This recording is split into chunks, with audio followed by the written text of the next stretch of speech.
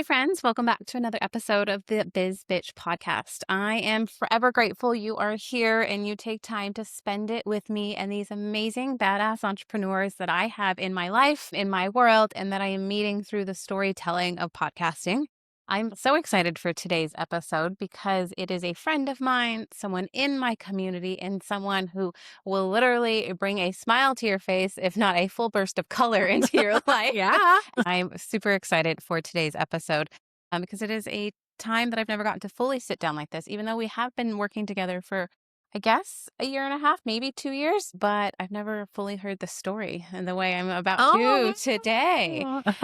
So super, super excited. So in today's episode, we are going to talk about business, but also business in terms of a lens of your home, because it is really important. And I know I mention often that like as entrepreneurs, we have to take care of ourselves in multiple ways. And that's through our business and strategy and mindset. But you also really have to make sure like your home is supportive of you building your business, because, if it's chaos there, there's no doubt the chaos is just going to ripple effect like through your whole entire business and your life as well. So today we are going to talk about that. So scaling a business a lot of the time means more team members, more things that you're going on, right, to grow it. But I also think there's a thing where you need to look at it and think like, what do you also need to remove to get there, right? What do we need to do less of in our lives? So today I have my friend Unison on the podcast. So before we fully dive in, why don't you tell us a little bit about what you do, who you are, and all those things? Well, hello, everybody. I'm very excited to be on Jazmin's podcast as well. My name is Unison Francis, and I'm known as the guru of what's got to go. I'm a certified professional organizer here in San Diego, California, and I specialize in helping women who've experienced loss. So death of a loved one, divorce, downsizing, shed the physical things in their home that are holding them stuck, so that they can scale, honestly, just in their own lives, not even from a business sense, but just get unstuck, find those parts of them, of their identity that was just holding them stuck through things that remind us, that hold us there, that block energy, and we clear and just move on. Yeah. I love that. I have had the absolute privilege of watching you expand and grow in like professionally, personally in the last few years through your business, through your digital products and a TV show, which is so exciting, which we'll get into more in the end. But before that, what did you do? What's your story? What did you do before this world, before the entrepreneur journey? Because I feel like a lot of us, weren't lucky enough to just come straight out of college and go straight into entrepreneur. So who was Unison before? If we go way back to like the second grade, I think I've always been an entrepreneur. Like I was like selling the most candy bars. I've always had that spirit in me, but I went kind of a safer route. I was a music teacher for 22 years in the public school system here in San Diego. And the interesting part about that is it wasn't like I didn't have this like, I have to leave now, this is horrible moment where a lot of people do. I didn't lose my job. It almost made it harder to leave. I almost felt like I had these amazing golden handcuffs on. I was doing something that I absolutely loved every day and helping kids, but I just felt like maybe I could do something else. The interesting thing about having an entrepreneurial spirit is like, I wanted to be responsible for the income that I was making. And I was at the top of the pay scale as a teacher, and I made the exact same amount as the person next door to me until everyone got raises. I wasn't based on anything that I was doing differently. And there was something in me that wanted that shift. And then the pandemic was an interesting time where I think it was the Great Resignation. It was an odd feeling to teach online. And at that same time, I was also like taking some other courses online and kind of finding things for myself. And I thought, I really like this online teaching thing. And what if my audience was not 12-year-olds? What if it was 50-year-old women? And I think that the world expanded there in a way that made sense. And I enjoyed writing curriculum as a teacher.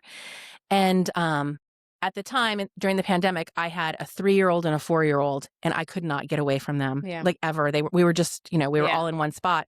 So I started decluttering my own garage, trying to turn my garage into a space for me, like an office or something. A she shed. A she shed, right. Anything. But what I realized was as I like pulled a box out, I'm like, why am I holding onto these pants that won't fit onto one leg? This Guilty. identity that I'm holding Guilty, on yeah. to, just everything that I was pulling out, like, why am I dedicating so much space to this version of me that doesn't exist anymore? Yeah. And so I started releasing things and I started feeling better. I wouldn't consider myself a depressed person, but during the pandemic, I got low. I realized like, I think a lot of us got really low. yeah. And I was always kind of a pull myself up by the bootstraps kind of girl, but it was not working. Those bootstraps were not strapping. So as I was decluttering, I felt lighter, energetically lighter. And then I realized, wow, like our stuff, we are tethered to a feeling, to our things. And when we let them go, maybe those feelings still persist, but we don't see the thing anymore. We're not tethered to this bond with this thing. And when we cut it, we let it go. It creates more space for who we want to be now. I I did what I called unburied my inner goddess. Like I didn't used to have pink hair and dress in bright colors. I was blending in. I kind of felt like I'll wear different clothes. I'll wear brighter clothes and colors when I lose weight. Yeah. I didn't lose weight. I gained 50 pounds and it's okay. They still make bright clothes and bright colors. And I'm still like just unburying this inner goddess. And so that's what I want for all of my clients to like find the essence of them. And I feel that in exercising that decluttering muscle, as I let go of like, oh, you know what? These cards are nice, but they don't really align with who I am. They've got flowers on them. I wouldn't really send them to anyone. Why are they taking up space? I'm going to donate them. They're going to go to someone else. And I'm going to send these like rocket ship, starburst cards. People are going to know that essence is me. And it just feels more aligned. You let go, you like unbury yourself. And it's just, I feel like I'm vibrating higher as well. Less stuff. I could go into a whole thing with it. I think that it's really important. I think a lot of us struggle with attaching memories to different things. And especially like women, when we do fluctuate weights and different things, how many clothes I've either purchased because I'm gonna turn that weight, or how many clothes I've held on to because I'm going to go back to that weight. Closet's full at some points. And, I'm limited here in San Diego with only so much space, but I know lots of women and some of my bestest friends who have walk-in closets that are just filled, and we wear this much of our closet, right? A quarter fraction of our closet. And then you just have so much amongst all the other things. I'm curious to know, actually, I don't think I knew this. Did you start with the online courses before you started the in-home organization? I did, because it was during the pandemic. Gotcha. Okay. So during the pandemic, when I realized, online coursework and things, my first course was called Eliminate the Overwhelm. And it was a month-long course where we just focused on our primary bedrooms. And it was so interesting because, we would meet weekly and I had all this coursework, but when I was meeting with these women weekly, we would notice that they were holding things in their bedroom that weren't supposed to be in a bedroom. China, artwork, like really interesting things that I'm like. Definitely doesn't add to the sex life when you're putting Exactly. China. Exactly. Like you could feel that's an energetic block, right? And so, I'm like, if you don't have room for the china in the dining room or the kitchen, then maybe it's time to let it go. Yeah. It's just, we are limited by our space, but we're also, it gets to define us too. Yeah. So limit or boundary or just like, no, this is my bedroom. This is what my bedroom is for. That's all that comes in here. Yeah. Why? Because you work with men and women, and I know primarily women, but you do have some men who've snuck in there, which, I can relate. But why do you think women over men specifically hold on to clutter? You think it's tied to emotions? Well, clutter affects women differently. Yeah, okay. Men are so single focused. This is the beauty of both sexes, right? And it's more of a masculine thing. So we all have parts of both. Yeah. So in the masculine sense, I learned this from Allison Armstrong, who is an amazing relationship coach.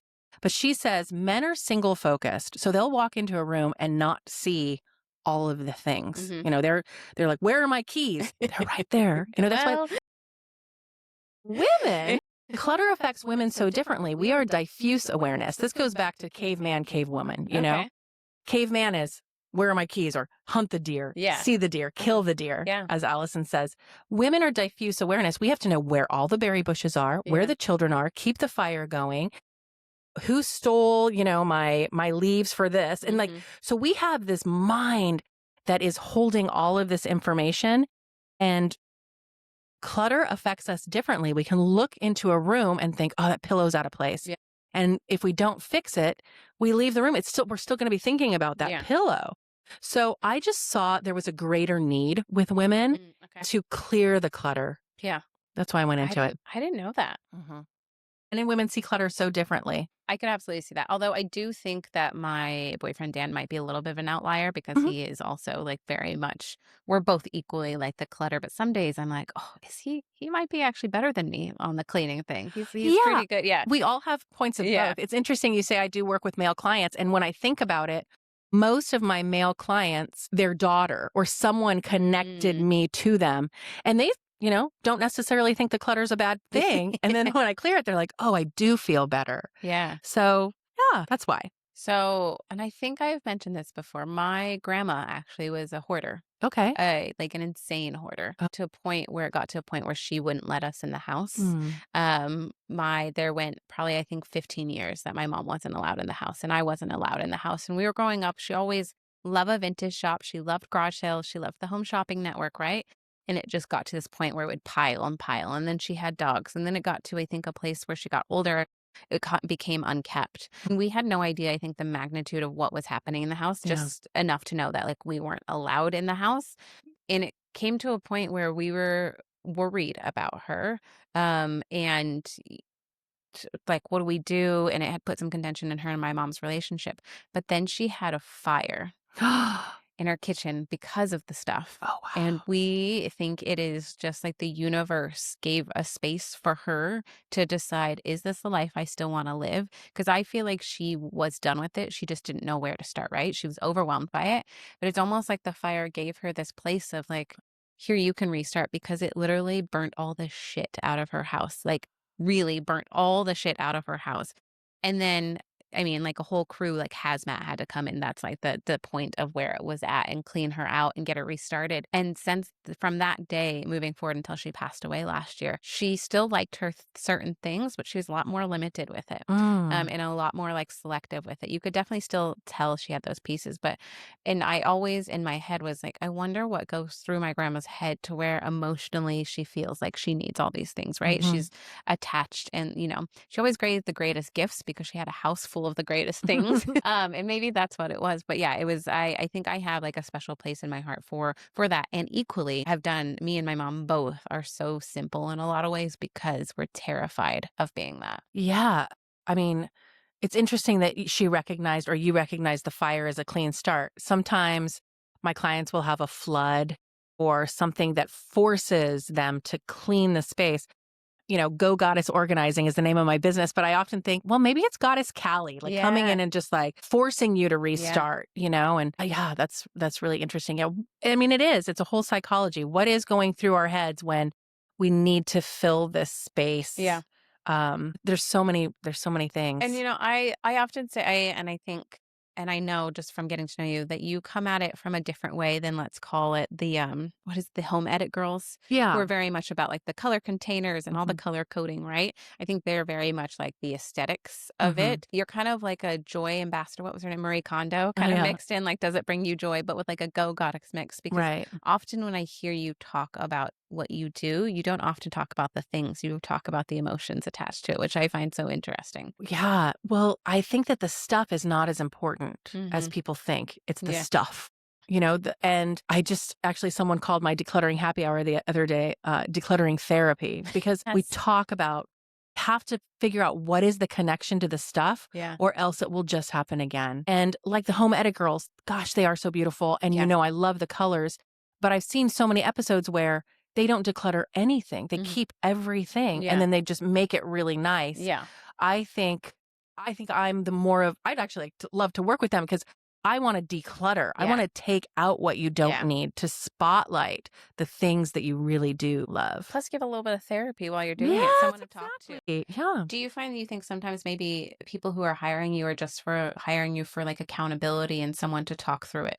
Well, absolutely. A lot of times I think that people don't hire me because they think I should be able to do this by myself, or I can do this by myself. And I think that there's so many different areas in our lives that we all think that. Entrepreneurs. Yeah, Number one. Right, Yeah. I'm guilty of that too. Yeah. I should be able to do this by myself. But what they're doing when they hire me and my team is they're paying for speed Yeah. too. We're paying for like, let's get this like garage. Do you want to spend the next 4 weekends doing it and ruining your relationship with your significant other because you're fighting? Yeah. Or you want to hire me for 1 week and it's Yeah. done? And, Yeah. so yeah, I totally get it. It's accountability. It's a lot of times people need to tell the story of their things. Mhm. So I'm a good listener. Yeah. And then one of the favorite services that I offer is done for you donations. Mhm. So at the end of the session, if they're ready to let go of the things, I will pack them into my Highlander and take them to the charity shop and give them the receipt. So it's not sitting there with another step to do for them. I mean, yeah. I think we all are guilty of having that Goodwill bag in our Yes. trunk for way too long, like Right. way too long, like Right. to a point where it's embarrassing. It's like you open it up and you're like, you know what, we'll get there one day. Yeah, absolutely. Right. So I think just kind of aligning the thoughts around towards like entrepreneurs and giving entrepreneurs tips of like how they can essentially declutter their lives to help them Mhm. make the space for the businesses they want to build, right? And make the space for the lives that they're trying to build Right. overall, right? And do we think that as entrepreneurs that like because I attended a happy hour with you once. So she does these amazing online happy hours where essentially it's like a social happy hour where you're going through a part of your house on a group call. And it truly was the accountability and just the social spot of having somebody there. But the one I went to, which I thought was so interesting, was office and desk focused. Mhm. And it really did get me thinking about like if our office is in the place we work, and so many people do just work from dining room tables with chaos around them, right? Especially when you're in a house that's disorganized. Like, what are some tips and things that women can do or people can do specifically to create space to be able to get a little bit more clear in their business and organized in their business? Absolutely. I would say, that's something that, again, women entrepreneurs take for granted. If they're working from like a cluttered dining room table, take the 10 to 15 minutes to clear your space. Mm. You make it a ritual instead of something you have to do. But like, this is going to get your brain into that focus of it's time to work and I'm clearing my space so that I have clarity of mind. I would say if you have a dedicated area, make sure it has all of the things that support you so you don't get distracted. I know that pens are very important to people who like to write on I things. don't have that challenge. But if people write on notebooks, like I'm also a songwriter. So like if I'm writing something and I feel like my muse is talking to me and then all of a sudden the pen scrapes across, that feeling of the pen, I like, oh, dang it. And you could just see that like that moment takes you out of that connection to source, connection to my muse. So like make sure the tools you're using in your business, if it's a pen, if it's a computer with a sticky keypad or something, fix it. Yeah. Take the time to unstick the keys, to get the better pens that you like, to organize your books, to do the things that are like in the back of your head that are running like a computer program that are slowing you down. Yeah. I had a week, I think it was in early January, where we all were kind of like, I don't feel like the new year started yet. What do I need to do? Well, There's there was something some going brain on. fog, yeah. There was a ton of brain fog. Yeah. And so for me, I was like, what are those questions that I keep telling myself I don't know the answer to? And find out the answer. I'm smart, I'm capable, and I've got access to AI and friends and a community. Find the answer and get it off my list. Yeah. And it felt like, okay, maybe now I'm ready to start the new year. It's funny because I think we often talk about in the like wellness communities, like our wellness rituals we do between like meditation and journaling before you start your day. But something that I have to do is I have to make sure my house is like to a level of organization and put together, dishes done before I can jump in. Because if I try and sit down, look, granted, there's busy days and really busy seasons, but like for the most part, when I have this space, I do have to go around and like put the laundry away, do a little this, make sure like things are like well put together. Because when I do, I think when I sit down, I'm not able to. My brain is like, but you could do that. You should do that. And I'm like, just Jazmin, just go do it. Just go put the things away. So when you sit down, you can be really, really clear and intentional with it. And, coming as someone who's systems and foundations based, I am the same way about like your files on your computer and like getting yourself organized in that way. Like, I feel like I work with some clients and they go to find a file and it takes them so long to go through their drive to find like their old file. And by the time they're just so frustrated by the time they even jump into the project, They've I'm like, forgotten what they were doing. yeah, exactly. Forgot what they were doing, or they're just so frustrated by the time they found the thing they were looking for to do whatever they wanted to do with it that it does. I agree. It like disconnects them with their muse or whatever creative space that they were Yeah. I say that my muse is a snob. She needs a clean space and a deadline. Like she's like, I'm not coming to you unless it's this. in. And I've like just realized, okay, to tap into what I call my creative source energy, that's what I need. I need a clean space. I need a deadline and maybe something to drink that's fun, you Yeah. know? And that is just like, that's my ritual to get it done. If it takes an hour because I have to like load the dishwasher and do some laundry, fine. But something magical is about to happen. And speaking to the point where you were talking about like the files and your computer or the behind the scenes, I was saying my clients sometimes think they can do it by themselves and then they hire me for speed. That's why I hired you. Yeah. I'm really good spatially and with physical things, but I was, the duck with the feet under the water trying Yeah. to figure it all out in my business. Yeah. So yeah, you have to reach out and get support. Yeah, no, absolutely. That was actually a great segue. Thanks for Yay! that. You Yeah. found that for me. I guess talking about working together, and I think, to talk a little bit about this because I think there was a lot of women out there who are in a space that you were in Mhm. to where you had the proven idea and you had the brand. You just were feeling the little of overwhelm. If anything, I feel like you were putting a cap on yourself in a way in a lot of places. And through that, we've discovered, or saying, I want to make more money. I want the next level of success. But then coming in and asking, like, well, do you have your foundations? Do you have these numbers? Are you tracking these numbers? And that was like, I think one of the big steps that we stepped Mhm. in and did is started to just even track financially what you had coming through. And I don't want to necessarily talk about exactly what we worked together, but where do you think you made that shift of being like, I know I want to take this to the next level? And, it's time that I get support in it or also realize I can't do it all by myself. And where can we lend because same, it's I equally have to hire to do certain Mhm. things and have had to hire. Like, what do you think are some things that you felt that you just needed to? Well, it's interesting because when I hired you, what came out of it was different. Yeah. So I can talk to both.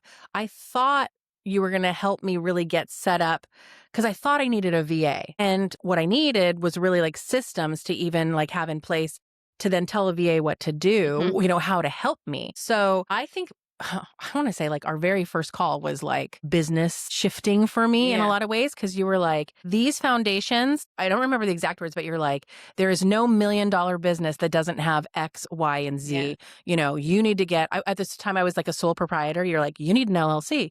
You need this. You need this. And I was like, that feels so good to have a checklist. I'm a girl who loves a checklist. So I'm like, boom. But that was like expansive. Yeah.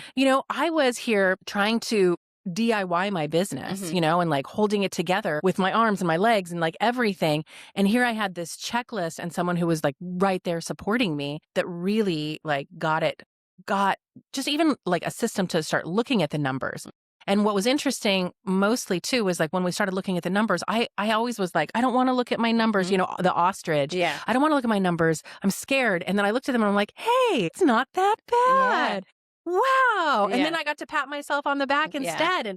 And I'm like, oh my goodness. Okay. And then there were so many opportunities I changed my schedule and I Mhm. made time to look at the numbers in my work day. And it was amazing. Yeah.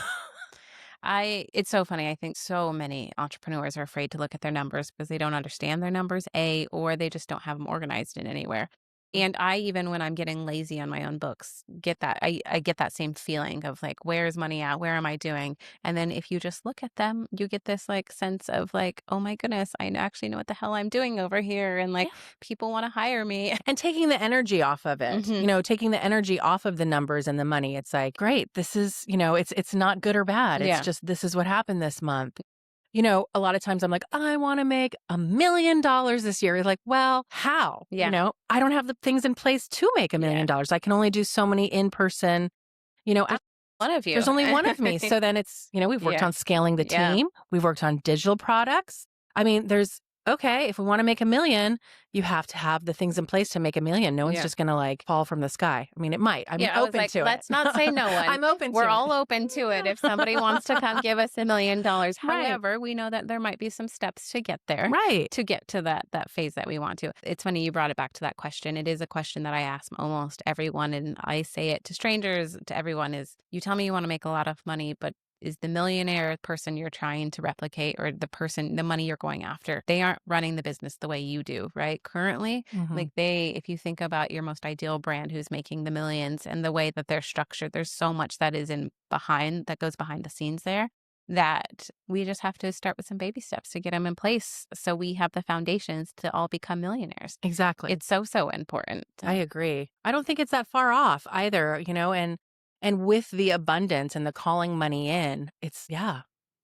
I think mindset wise, I think that's something that has always I've admired after working with you and just Mm. watching is like I've worked with lots of different clients over my time, and a lot of them, there's an imposter syndrome, but I'll say something and you're like, that's right, I can do that. Like you've definitely got the positive Yes. affirmations in Mhm. you of like anything is possible. I just need to know how to get to the anything is possible.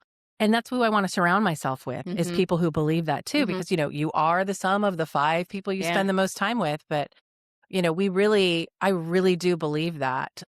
Energetically, I can feel it when the vibe of a person is, like, of scarcity Yeah. or of abundance, and I wanna be in a crowd of people who are just living in Yeah. abundance. No, I think it's in a lot of creative spaces because I would also say it's in the wellness space. I actually went Oh, to a wellness like entrepreneur meetup the other night, and they're all nervous to charge too much because they want everyone to have access to how they're they're of healing and they're of service. service of Oh, people. wow. And there was a conversation about money going around the room. And I think I was the only one there in like an operations systems. There was one marketing girl and then me, and everyone else was either the energy healer. We were having a conversation around money, and someone was saying how they were nervous to talk about their pricing, and then they backtrack and they can't stand in their own with money.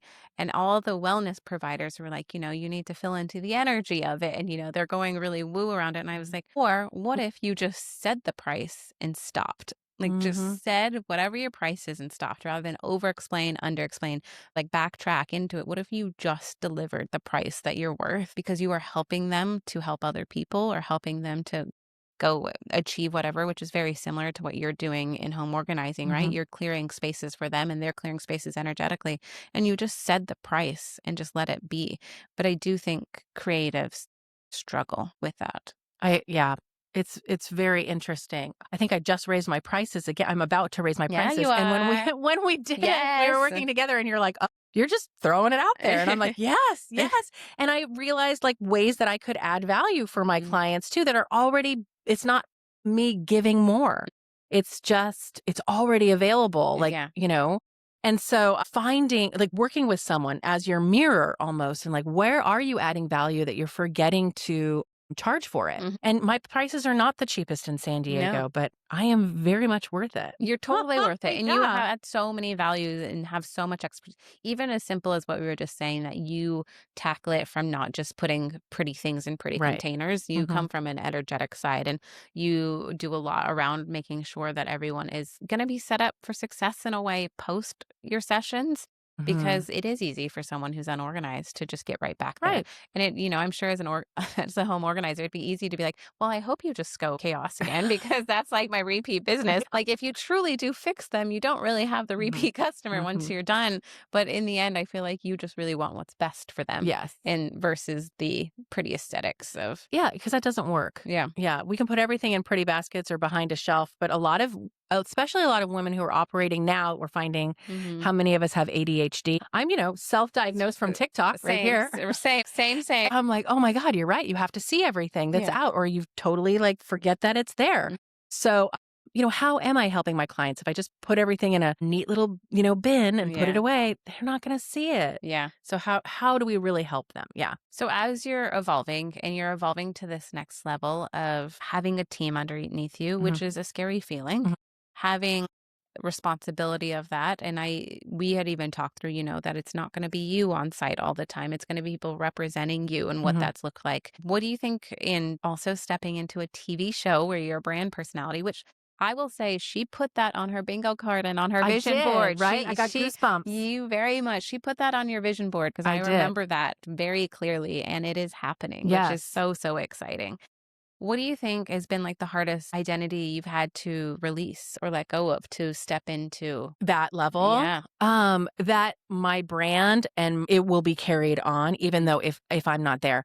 There was something about the idea of hiring people that in my head it was an idea of scarcity. Like, I'm gonna hire these women, they're gonna not last very long and, oh, it's gonna be training them. Is this really what I wanna do? But instead, I just turned on my inner goddess magnet and these women found me Hmm. through friends, and they are amazing. They might be better than me. Yeah. And that's what I want. Yeah.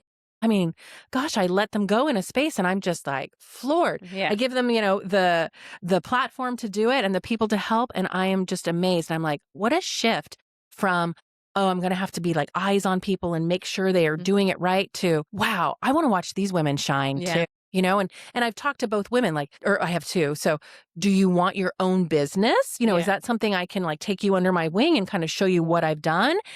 Not in the right or wrong way, but like what I've done. Is that the level you want to go to? Or do you want to just, have a few hours of this? And we've talked to what they want to Yeah. do. And it's a beautiful thing to be able to support their dreams too. Because that gives you a whole nother level of like proudness in terms of what you Yes. do, to know that you were supporting them and supporting their dreams and their Mm-hmm. goals, Mm-hmm. whatever that might be. Right. Yeah. So that's been a big shift in just like how I see having Mm. employees. And then the other shift is the accessibility to me. I do take in-person clients still in San Diego, but if they're going to work with just me, it's more of like a VIP experience and it There goes is. slower Yeah. than, if we work with a team, we're going to bust it out fast. Mhm. But and then with the TV show now too, like if you're a guest on the TV show and I'm in your space, we're going to go very deep into the why are we holding on to Mhm. these things. I'm very excited about it. So the TV show is Yeah, called that's my favorite part. She's Letting It Go From Clutter to Clarity, One Box at a Time. And it is a before and after type home improvement Yeah. show, but it is mostly about the energetics of the things. And I'm very excited about, we haven't filmed it yet, but we have an episode coming up with a woman who is divorced. And the one box at a time is actually her wedding ring, her wedding Whoa. box. And so I'm just covered in goosebumps. Yeah. We're going to work through getting rid of that Yeah. box, that item, because she's never going to wear it again. The Yeah. divorce, it was not pretty. That marriage ended not well. And so there was a lot wrapped up in her identity in this marriage Yeah. too. So letting this go so that she can, stop seeing it in her jewelry box or stop even having that in her realm Yeah. and see what changes for her. I'm I excited. think there are a lot of divorced women out there that Oh yeah. could probably benefit from that. And even if they are an organized person, let's say, Mhm. just the simple of you going through their wedding box Yeah. could literally be a product on all on its own, right? Well, I reached out actually to one of our other friends Yeah. in the Biz Bitches who has a large community online, Hmm. Let's Go Girls. Hmm. And I asked online, what did you do with your wedding ring after you got a divorce? And I want to say 50 women told me what they did. And it was so interesting because only a handful came at it from an energetic standpoint. Most of them were coming at it from a financial standpoint. I sold it, but I didn't get any money for it. Or I Yeah. pawned it, didn't get any money. And a lot of them were like, I'm going to save it for my daughter, blah, blah, blah. And only a few were like, I'm never going to wear this again. And I threw it in the ocean, Yeah. kind of thing. And I'm like, wow, okay, so this is a little box that holds a lot of It emotions and a does, lot. yeah. Yeah. My mom also sold hers, and I am very sad about it because I would have loved to have it. Not even because I want to get married at all. I just would have loved the piece of jewelry. Okay. But I can respect why she did that because it was just like a cut of ties of that. And yeah, I absolutely, and like, especially the wedding dresses, I get the rings, their jewelry, but wedding dresses, I've got some friends who are divorced that still have their dresses. And I'm like, but why? Yeah. Like the energy it's creating in your closet, which is Yes. next to your bedroom, which is in your bed, like when you're trying to date, and I even say the same things in breakups. My number one thing I do when I was younger, going in and out of relationships, and I tell my friends, is to replace your bedding. Replace your bedding. Yes. Not even, don't wait months. Like that next week, go replace your bedding. Go buy yourself some new sheets, new comforter, all the things, because it is so, so important to To bring new not live energy. in that. Yeah. Yeah. I say that with lingerie Yeah. too. anything. That's great.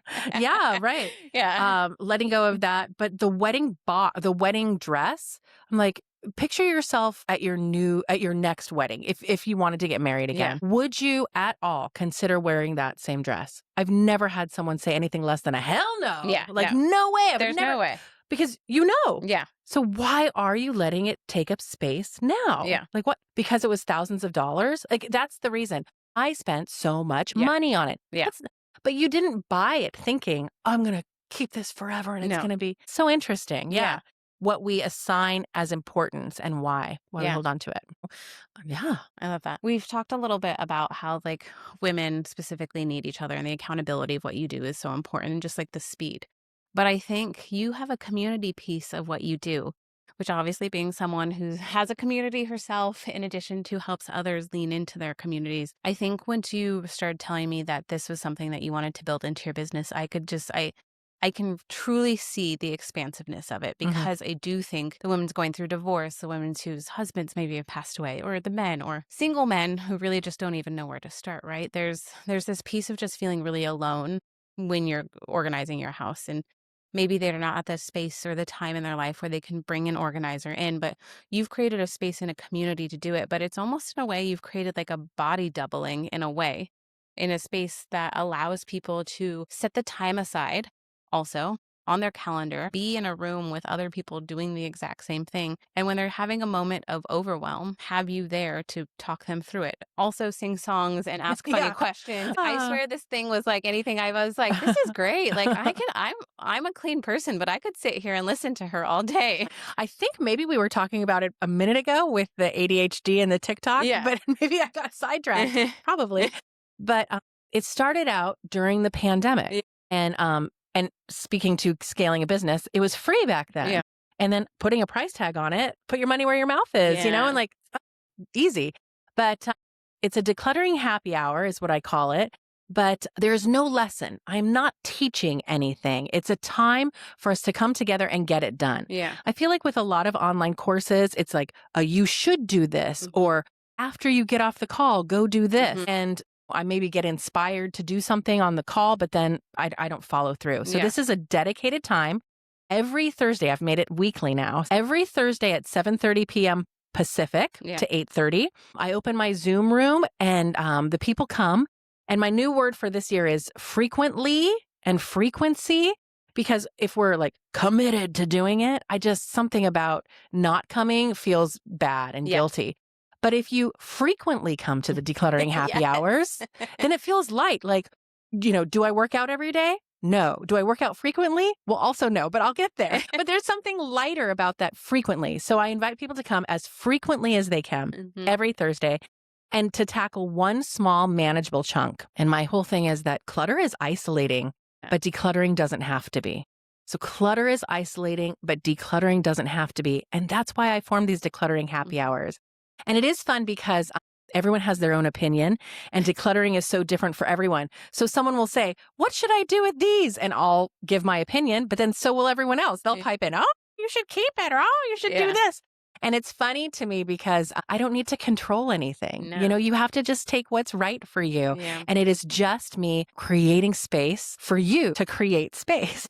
But I also think you're building like a friendship because like, I mean, I know this is like a newer thing this often, but I think the weekly thing, I'm so curious what kind of friendships actually end up coming off of it in the end of maybe two women whose husband passed away in the last year and they might be able to form a friendship from that space because you've brought them into this room of community and a place for them to do it together, which I think is also so special. And also for the women who don't live in big cities, right? As it grows, I think there's women who, to be honest, like my mom who lives up in the mountains to where she does get kind of lonely. There's not a lot of women in the area and it's just a space for them to come together and have someone to do something with. Right. So they're not feeling so alone in that world while they have the accountability and the singing and the songwriting, right? What you do. I love to tell a good pun or if you think they're good, bad puns.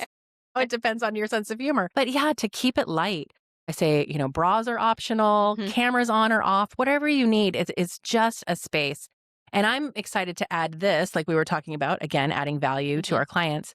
This is now going to be the norm for my in-person clients, that I add this year of accountability or year of support, I guess, to their service too. So I want them to come into my community, to stay connected with me, to meet the other people in my community, and to keep their space in order. I mean, I say entrepreneurship shouldn't be done alone, which is where I built the Biz Bitch community. And I also agree that decluttering shouldn't probably be done alone either, which is why you've got your declutter happy hours. Yeah. It's just a fun space to be. I mean, I think community goes back so far in generations, and we, to a point, almost lost it, especially with the world of social media.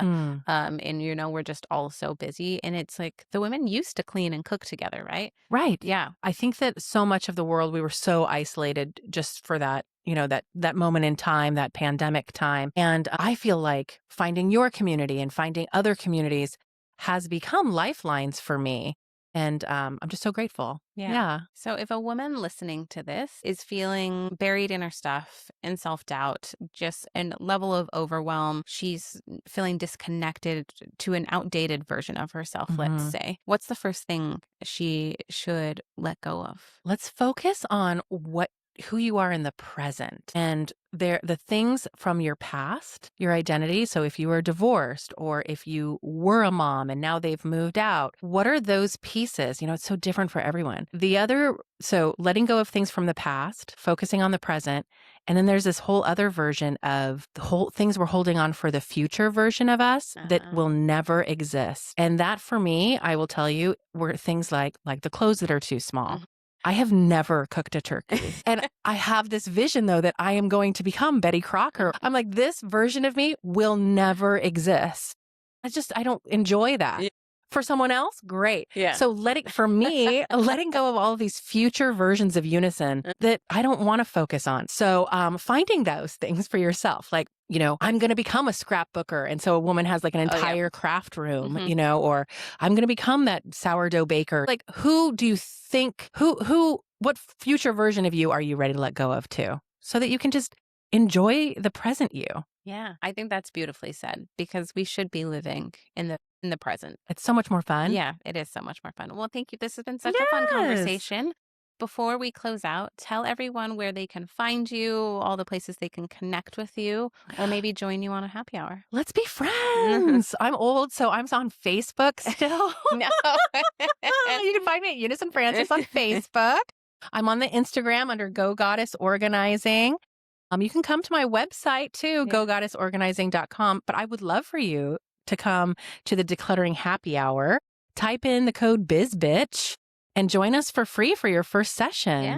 Yeah. Okay. We'll put the link somewhere for you to find. You're not old because you have a TikTok. Oh, yeah. I do have a TikTok. It was like, you have a TikTok. The tick? It was like, I don't even have a TikTok. Like, you're doing better than me. I'm turning 50 next month. Next month, 50? Yeah. Well, we're going to have to celebrate big. We're going to have to celebrate very big. I've been celebrating a lot lately. As you should. Well, thank you so much. This episode was so much fun. All right, friends, we are wrapping up. And if you liked this episode, please rate, review, subscribe, save it, download it, share it with a friend, or maybe somebody in your life who you think might be able to relate to the things we chatted about today. Because, I think that is the beautiful piece about women and friendships, is sometimes we just need to share things with each other to help each other through it. Be a little bit vulnerable in places to come together. Bye, bitches. Bye.